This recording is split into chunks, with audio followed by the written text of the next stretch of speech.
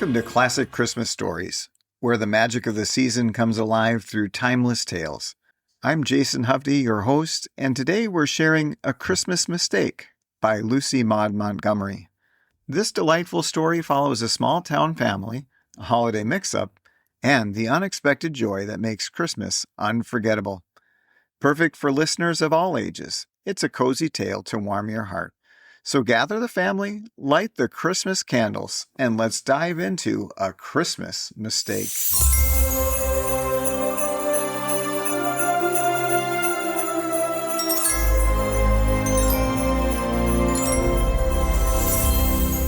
Tomorrow is Christmas, announced Teddy Grant exultantly, as he sat on the floor struggling manfully with a refractory bootlace that was knotted and tagless and stubbornly refused to go into the eyelets of Teddy's patched boots. "Ain't I glad, though? Hurrah!" His mother was washing the breakfast dishes in a dreary, listless sort of way. She looked tired and broken-spirited. Ted's enthusiasm seemed to grate on her, for she answered sharply, "Christmas indeed. I can't see that it is anything for us to rejoice over. Other people may be glad enough, but what with winter coming on, I'd sooner it was spring than Christmas. Mary Alice, do lift that child out of the ashes and put its shoes and stockings on. Everything seems to be at 6s and 7s here this morning." Keith, the oldest boy, was coiled up on the sofa calmly working out some algebra problems, quite oblivious to the noise about him. But he looked up from his slate, with his pencil suspended over an obstinate question, to declaim with a flourish, "Christmas comes but once a year, and then Mother wishes it wasn't here." "I don't, then," said Gordon, son number 2, who was preparing his own noon lunch of bread and molasses at the table, and making an atrocious mess of crumbs and sugary syrup over everything. "I know one thing to be thankful for, and that is that there'll be no school. We'll have a whole week of holidays." Gordon was noted for his aversion to school and his affection for holidays. "And we're going to have turkey for dinner," declared Teddy, getting up off the floor and rushing to secure his share of bread and molasses, "and cranberry sauce and pound cake. Ain't we, Ma?" "No, you are not," said Mrs. Grant desperately, dropping the dishcloth and snatching the baby on her knee to wipe the crust of cinders and molasses from his chubby pink and white face. "You may as well know it now, children. I've kept it from you so far in hopes that something would turn up, but nothing has. We can't have any Christmas dinner tomorrow. We can't afford it. I've pinched and saved every way I could for the last month, hoping that I'd be able to get a turkey for you anyhow, but you'll have to do without it. There's that doctor's bill to pay, and a dozen other bills coming in, and people say they can't wait. I suppose they can't, but it's kind of hard, I must say." The little Grants stood with open mouths and horrified eyes. No turkey for Christmas? Was the world coming to an end? Wouldn't the government interfere if anyone ventured to dispense with a Christmas celebration? The gluttonous Teddy stuffed his fists into his eyes and lifted up his voice. Keith, who understood better than the others the look on his mother's face, took his blubbering young brother by the collar and marched him into the porch. The twins, seeing the summary proceeding, swallowed the outcries they had intended to make, although they couldn't keep a few big tears from running down their fat cheeks. Mrs. Grant looked pityingly at the disappointed faces about her. "Don't cry, children. You make me feel worse. We are not the only ones who will have to do without a Christmas turkey. We ought to be very thankful that we have anything to eat at all. I hate to disappoint you, but it can't be helped." "Never mind, Mother," said Keith, comfortingly, relaxing his hold upon the porch door, whereupon it suddenly flew open and precipitated Teddy, who had been tugging at the handle, heels over head backwards. "We know you've done your best. It's been a hard year for you. Just wait, though. I'll soon be grown up, and then you and these greedy youngsters shall feast on turkey every day of the year. Hello, Teddy. Have you got on your feet again? Mind, sir, no more blubbering." "When I'm a man," announced Teddy with dignity, "I'd just like to see you put me in the porch. And I mean to have turkey all the time, and I won't give you any either." "All right, you greedy small boy. Only take yourself off to school now, and let us hear no more squeaks out of you. Tramp, all of you, and give Mother a chance to get her work done." Mrs. Grant got up and fell to work at her dishes with a brighter face. "Well, we mustn't give in. Perhaps things will be better after a while. I'll make a famous bread pudding, and you can boil some molasses taffy and ask those little Smithsons next door to help you pull it. They won't whine for turkey, I'll be bound. I don't suppose they ever tasted such a thing in all their lives. If I could afford it, I'd have had them all in to dinner with us. That sermon Mr. Evans preached last Sunday kind of stirred me up. He said we ought always to try to share our Christmas joy with some poor souls who had never learned the meaning of the word. I can't do as much as I'd like to do. It was different when your father was alive." The noisy group grew silent, as they always did when their father was spoken of. He had died the year before, and since his death the little family had had a hard time. Keith, to hide his feelings, began to hector the rest. "Mary Alice, do hurry up. Here, you twin nuisances, get off to school. If you don't, you'll be late, and then the master will give you a whipping." "He won't," answered the irrepressible Teddy. "He never whips us. He doesn't. He stands us on the floor sometimes, though," he added, remembering the many times his own chubby legs had been sent to better advantage on the school platform. "That man," said Mrs. Grant, alluding to the teacher, "makes me nervous. He is the most abstracted creature I ever saw in my life. It is a wonder to me he doesn't walk straight into the river some day. You'll see him meandering along the street, gazing into vacancy, and he'll never see you nor hear a word you say half the time." "Yesterday," said Gordon, chuckling over the remembrance, "he came in with a big piece of paper he'd picked up on the entry floor in one hand and his hat in the other, and he stuffed his hat into the coal scuttle and hung up the paper on a nail as grave as you please. Never knew the difference till Ned Slocum went and told him. He's always doing things like that." Keith had collected his books and now marched his brothers and sisters off to school. Left alone with the baby, Mrs. Grant betook herself to work with a heavy heart. But a second interruption broke the progress of her dishwashing. "I declare," she said, with a surprised glance through the window, "if there isn't that absent-minded schoolteacher coming through the yard. What can he want? Dear me, I do hope Teddy hasn't been cutting capers in school again." For the teacher's last call had been in October, and had been occasioned by the fact that the irrepressible Teddy would persist in going to school with his pockets filled with live crickets and in driving them harnessed to strings up and down the aisle when the teacher's back was turned. All mild methods of punishment having failed, the teacher had called to talk it over with Mrs. Grant, with the happy result that Teddy's behavior had improved, in the matter of crickets at least. But it was about time for another outbreak. Teddy had been unnaturally good for too long a time. Poor Mrs. Grant feared that it was the calm before a storm, and it was with nervous haste that she went to the door and greeted the young teacher. He was a slight, pale, boyish-looking fellow, with an abstracted, musing look in his large dark eyes. Mrs. Grant noticed with amusement that he wore a white straw hat in spite of the season. His eyes were directed to her face with his usual unseeing gaze. "Just as though he was looking through me at something 1,000 miles away," said Mrs. Grant afterwards. "I believe he was, too. His body was right there on the step before me, but where his soul was is more than you or I or anybody can tell." "Good morning," he said absently. "I have just called on my way to school with a message from Miss Miller. She wants you all to come up and have Christmas dinner with her tomorrow."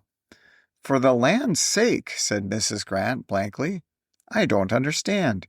To herself, she thought, "I wish I dared take him and shake him to find out if he's walking in his sleep or not." "You and all the children, every one," went on the teacher dreamily, as if he were reciting a lesson learned beforehand. "She told me to tell you to be sure and come. Shall I say that you will?" "Oh, yes, that is, I suppose, I don't know," said Mrs. Grant incoherently. "I never expected—" "Yes, you may tell her we'll come," she concluded abruptly. "Thank you," said the abstracted messenger, gravely lifting his hat and looking squarely through Mrs. Grant into unknown regions. When he had gone, Mrs. Grant went in and sat down, laughing in a sort of hysterical way. I wonder if this is all right. Could Cornelia really have told him? She must, I suppose, but it is enough to take one's breath. Mrs. Grant and Cornelia Miller were cousins, and had once been closest of friends, but that was years ago, before some spiteful reports and ill-natured gossip had come between them, making only a little rift at first that soon widened into a chasm of coldness and alienation. Therefore, this invitation surprised Mrs. Grant greatly. Miss Cornelia was a maiden lady of certain years, with a comfortable bank account and a handsome old-fashioned house on the hill behind the village. She always boarded the school teachers and looked after them maternally. She was an active church worker and a tower of strength to struggling ministers and their families. If Cornelia has seen fit at last to hold out the hand of reconciliation, I'm glad enough to take it.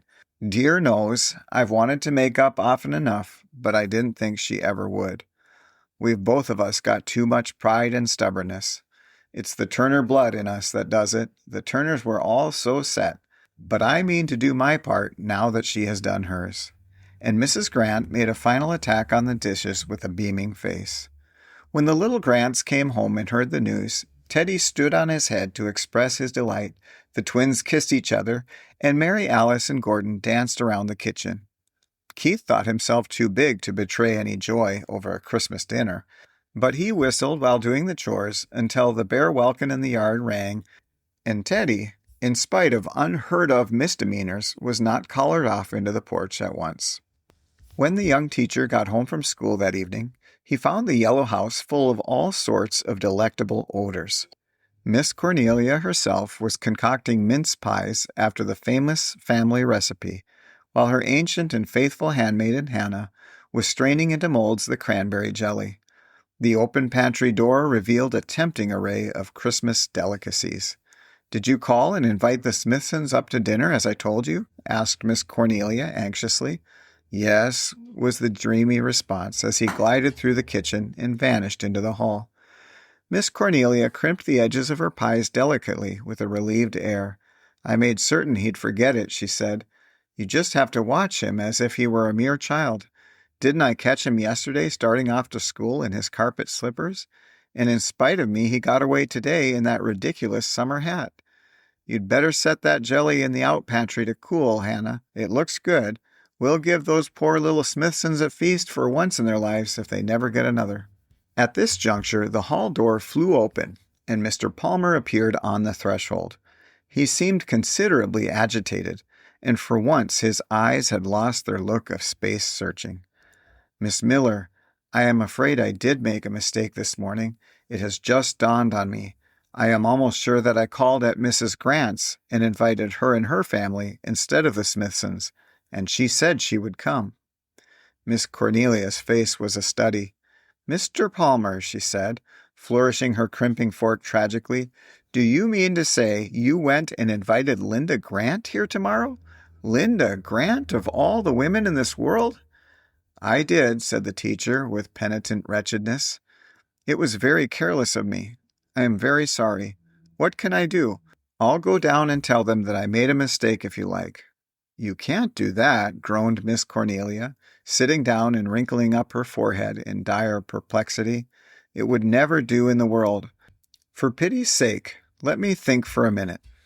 Miss Cornelia did think. To good purpose, evidently, for her forehead smoothed out as her meditations proceeded, and her face brightened. Then she got up briskly. "Well, you've done it, and no mistake. I don't know that I'm sorry either. Anyhow, we'll leave it as it is. But you must go straight down and invite the Smithsons, too. And for pity's sake, don't make any more mistakes." When he had gone, Miss Cornelia opened her heart to Hannah. "I never could have done it myself. Never. The Turner is too strong in me. But I'm glad it is done.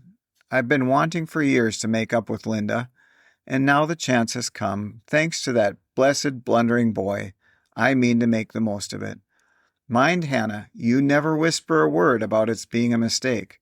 Linda must never know. Poor Linda, she's had a hard time." Hannah, we must make some more pies, and I must go straight down to the store and get some more Santa Claus stuff. I've only got enough to go around the Smithsons." When Mrs. Grant and her family arrived at the yellow house next morning, Miss Cornelia herself ran out bareheaded to meet them. The two women shook hands a little stiffly, and then a rill of long repressed affection trickled out from some secret spring in Miss Cornelia's heart, and she kissed her new-found old friend tenderly. Linda returned the kiss warmly, and both felt that the old-time friendship was theirs again. The little Smithsons all came, and they and the little Grants sat down on the long, bright dining room to a dinner that made history in their small lives, and was eaten over again in happy dreams for months. How those children did eat, and how beaming Miss Cornelia and grim-faced, soft-hearted Hannah, and even the absent-minded teacher himself enjoyed watching them. After dinner, Miss Cornelia distributed among the delighted little souls the presents she had bought for them, and then turned them loose in the big shining kitchen to have a taffy pull, and they had it to their heart's content. And as for the shocking, taffy-fied state into which they got their own rosy faces and that once immaculate domain, well, as Miss Cornelia and Hannah never said one word about it, neither will I. The four women enjoyed the afternoon in their own way, and the schoolteacher buried himself in algebra to his own great satisfaction. When her guests went home in the starlit December dusk, Miss Cornelia walked part of the way with them and had a long confidential talk with Mrs. Grant. When she returned, it was to find Hannah groaning in and over the kitchen, and the schoolteacher dreamily trying to clean some molasses off his boots with the kitchen hairbrush. Long-suffering Miss Cornelia rescued her property and dispatched Mr. Palmer into the woodshed to find the shoe brush. Then she sat down and laughed. "Hannah, what will become of that boy yet? There's no counting on what he'll do next. I don't know how he'll ever get through the world, I'm sure, but I'll look after him while he's here at least. I owe him a huge debt of gratitude for this Christmas blunder. What an awful mess this place is in. But, Hannah, did you ever in the world see anything so delightful as that little Tommy Smithson stuffing himself with plum cake, not to mention Teddy Grant? It did me good just to see them." And that's the end of A Christmas Mistake on Classic Christmas Stories. I hope this heartwarming tale added a sprinkle of Christmas joy to your day.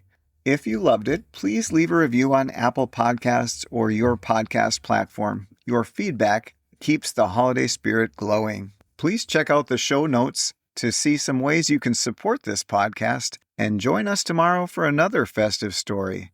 Be sure you're subscribed so you don't miss it.